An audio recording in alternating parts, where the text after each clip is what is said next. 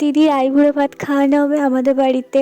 তো আগের দিন মাসি চলে এসছে, মেসো এসছে, বোন এসছে, তো এসে আমাদেরকে হেল্প করছে, কেননা ওর মায়েরও শরীর খারাপ, মানে সুপ্রিয়ারও মায়ের শরীর খারাপ, আমার মায়েরও শরীর খারাপ।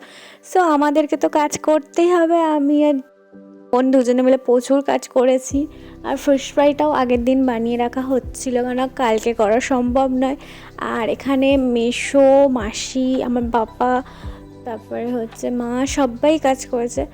তো তারপরে আমরা এত কাজ করার পর একটু পকোড়া খেয়েছি, চিকেন পকোড়া, যেটা আমাদের ফেভারেট। আর তারপর আমরা ভাই বোন মিলে সবাই মিলে ফান করা শুরু করেছি। মানে একসাথে ভাই বোন থাকলে একটু কিন্তু এরকম ফান করতে হয়।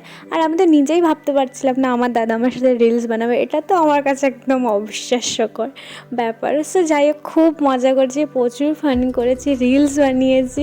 আর দিদির বিয়ে সামনে, ভাই বোনদের তো মজা হবেই বলো। তো দেখা হবে নেক্সট পার্টে। Thanks for watching, tata.